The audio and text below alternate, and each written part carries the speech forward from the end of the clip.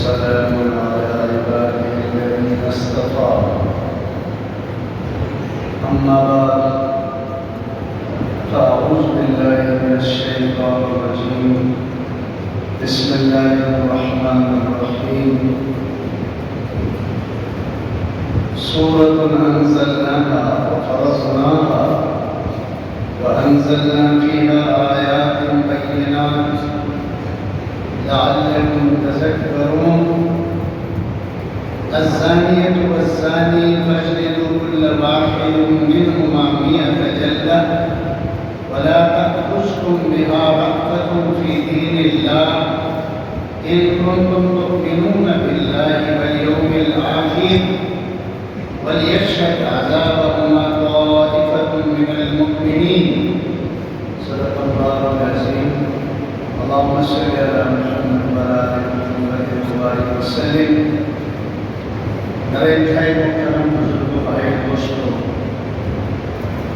ہمارا درس ان آیات پر مشتمل ہے جن میں اللہ نے مومنین کو یا ایھا الذین کہہ کر خطاب فرمایا اور آپ حیران ہو جائیں گے یہ خطاب ہے مدنی صورتوں میں مکی صورتوں میں ایک بھی نہیں یعنی وہ ہے کہ 88 صورتیں 86 صورتیں ان میں اللہ نے یا ایھا الذین آمنوا نہیں فرمایا ان میں اللہ نے فرمایا یا ایھا الناس یہ دنیا کے انسانوں انٹرنیشنل خطاب ہے مسلمانوں کو کافروں کو سب کو خطاب ہے تو سورہ جو مدنی ہے جتنے بھی یہ سورت 28 صورت مدنی صورت ہے ان صورتوں میں اللہ تعالیٰ یا ایھا الذین سے خطاب کرتا ہے تو اس حساب سے جو سورہ نور ہے یہ مدنی صورت ہے 64 آیات پر مشتمل ہے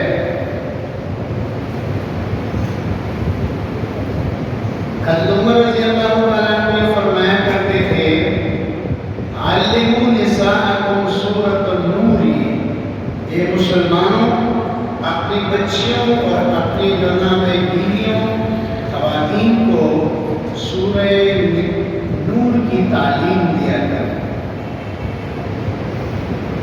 اس کی وجہ یہ ہے کہ اللہ تعالیٰ نے سورہ نور میں شرم و حیا کے سارے مسائل کو بیان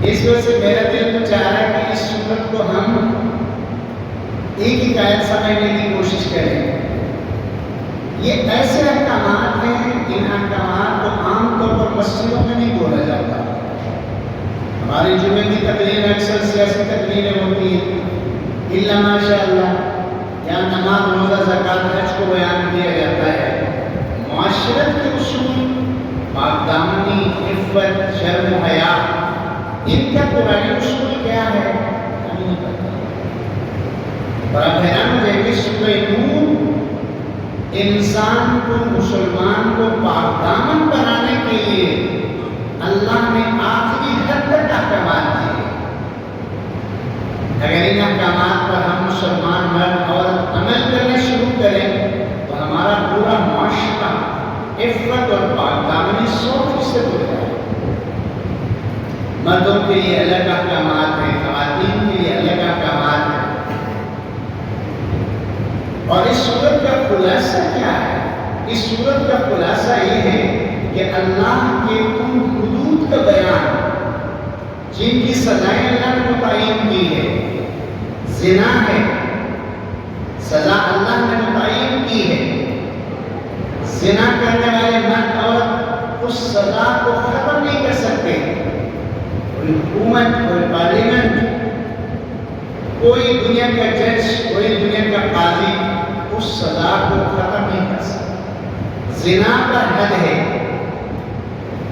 پاک دامن عورتوں پر تہمت لگانے کے لیے حد ہے ایک بندے نے کہا کہ یہ عورت بڑا زناکار عورت ہے یہ عورت کو زناکار کہا اب اس کو ثابت کرنے کے لیے 4 گواہ پیدا کریں اگر 4 گواہ نہیں تو اس مرد کو جس نے عورت پر زنا کا الزام لگایا 80 کوڑے لگائے جاتے ہیں. اس میں اللہ نے اس کا بھی ذکر کیا ہے. زنا کے احکامات کو دوسری آیات سے اللہ نے شروع کیا ہے. تیسری چیز جو حد ہے وہ چوری ہے. ہاتھ کاٹنے کا حکم ہے. چوتھی چیز شراب ہے. نبی کریم صلی اللہ علیہ وسلم نے شراب پر حد جاری کی. اور 5ویں چیز ڈاکہ ہے. ڈاکوں کے لیے قرآن کی سزا متعین ہے. ان 5 سزاؤں کو حدود الہی کہتے ہیں. ان حدود الہی میں تبدیلی کا اختیار اللہ نے کسی کو نہیں دیا. ان میں سے 2 کا ذکر یہاں ہے. باقی کا ذکر قرآن میں مختلف صورتوں میں اللہ نے فرمایا ہے. اور شرم و حیا کے لیے اللہ نے کہا کہ مرد اور دونوں کو سب سے پہلے نگاہیں نیچی رکھنے کا حکم دیا. پھر عورت کو اللہ نے باہر نکلے تو حجاب کے ساتھ نکلے. گھر میں رہے تو حجاب شرعی کا خیال رکھتے ہوئے رہے. غیر محرموں سے دور رہنے کا حکم بھی اس میں شامل ہے.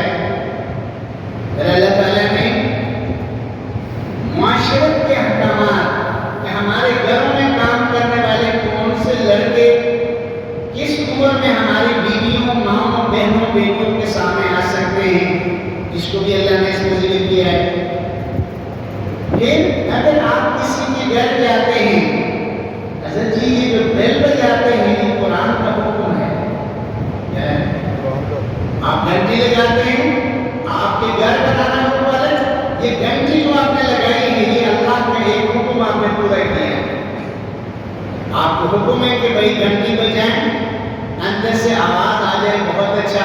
دوسری مرتبہ تیسری مرتبہ نہیں تو چلا جائے لگنے میں پتہ چلا جائے. اجازت مانگنا استیزان والی آیت بھی اسی کا حصہ ہے. پردے والی آیت بھی اسی کا حصہ ہے. کون کون سے اوقات ایسے ہیں جہاں کسی کی پرائیویسی میں کوئی اور جا نہیں سکتا ان کا احکامات یہاں ذکر ہے. ہمارے اور آپ کے رب نے سورہ نور کو یہ سمجھ لو کہ نور ہی نور بنا کر عطا کیا. سن 6 ہجری میں حضرت عائشہ صدیقہ رضی اللہ تعالیٰ عنہ پر منافقین مدینہ نے جب الزام لگایا واقعہ عفت اللہ تعالیٰ نے حضرت عائشہ صدیقہ کی پاکی کو 13 آیات میں ذکر فرمایا. حضور صلی اللہ علیہ وسلم کو 100% اللہ نے مطمئن کر دیا کہ میرے نبی عائشہ کو میں نے پسند کیا تھا آپ کے لیے. یہ وہ نہیں ہے جو منافقین کہتے ہیں. وہ بھی طہارت و پاکیزگی یہاں اللہ نے بیان کیا ہے. لعان کا حکم بھی یہاں طلاق کے احکامات میں سے کچھ حصہ اللہ نے اس صورت میں ذکر کیا ہے. پھر اللہ تعالیٰ نے اس کے ساتھ توحید کی خوبصورت دلیلوں کا ذکر کیا ہے. صحابہ کرام کی زندگی کو خصوصی طور پر اللہ نے اس صورت کا حصہ بنایا ہے. بتایا کہ بھائی میرے نبی کے ساتھ رہنے والے صحابہ کبھی بھی مجھے بھولتے نہیں ہیں. چاہے تجارت میں ہوں چاہے دکان میں ہوں چاہے کام کاج کریں ان کی تجارت ان کی دنیاوی کام اللہ کے ذکر سے اللہ کی یاد دہانی سے ان کو روکتا ہے. تو یہ ساری چیزیں جو نا سورہ نور کا حصہ ہے اللہ تعالیٰ اس صورت کے ہم سب کو سمجھ آتا ہے. آیتیں ہیں اس کی 64 آیات پر مشتمل ہے اور 9 رکوع پر مشتمل ہے. پہلی 2 آیات کا میں ترجمہ کر لیتا ہوں. آپ دیکھیں کتنے واضح احکامات اللہ دے رہے ہیں. وَمَا سُورَةٌ أَنزَلْنَاهَا یہ سورہ نور جس کو ہم نے نازل کی ہے وَفَرَضْنَاهَا اس کے احکامات کو ہم نے مردوں اور عورتوں کے لیے فرض کرا دیا. وَأَنزَلْنَا فِيهِمْ آيَاتٍ بَيِّنَاتٍ اور اس صورت کے اندر ہم نے بالکل واضح احکامات اپنے بندوں کو دیا ہے.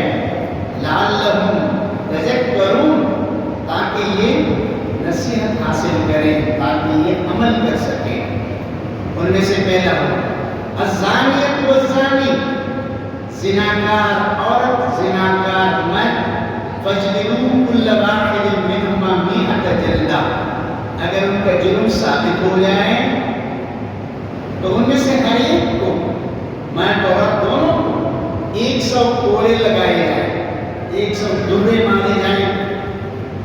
وَلَا تَأْخُذْ بِهَا رَأْفَةٌ فِي دِينِ اللَّهِ، اللہ کے اس حکم کو نافذ کرتے وقت اس بدکار عورت اور اس بدکار مرد پر رحم نہ کھاؤ۔ اللہ کہہ رہے ہیں یعنی اگر اس حکم کو بجا لاتے وقت کوڑے مارنے والے کو اللہ فرما رہے کہ ان کو پر رحم نہیں کھانا، ترس نہیں کھانا، اگر تم کو اللہ اور اللہ کے رسول آخرت پر ایمان ہے۔ وَلْيَشْهَدْ عَذَابَهُمَا طَائِفَةٌ مِّنَ الْمُؤْمِنِينَ، اور جب زناکار مرد عورت کو سزا دی جا رہی ہو تو کافی سارے لوگ اس کو دیکھیں تاکہ لوگوں کو نصیحت ہو جائے کہ زنا بہت بڑا جرم ہے۔ یہ پہلا حکم ہے۔ اللہ نے بتایا کہ زنا ایک ایسا جرم ہے جو کئی جرائم کو جنم دیتا ہے۔ یہ صرف مرد عورت کا غلط تعلق ہی نہیں، اور سب سے بڑی یاد رکھیں آپ کی میری جو عزت ہے نا وہ سب سے بڑی چیز ہے، اور پھر آپ کا میرا نسل کی پاکی اونچی چیز ہے، اور زنا کی وجہ سے عزت بھی خاک میں مل جاتی ہے اور نسب بھی خراب ہو جاتا ہے، نسب بھی خراب ہو جاتا ہے۔ جس معاشرے میں زنا عام ہو جائے وہاں کسی کا بھی نسب محفوظ نہیں رہتا۔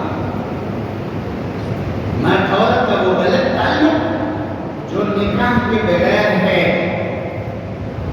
اللہ تعالیٰ نے اس کو سب سے بڑا جرم قرار دیا، اور اس کو جرم کے ثابت ہونے پر 100 کوڑے لگانے کا حکم ہے۔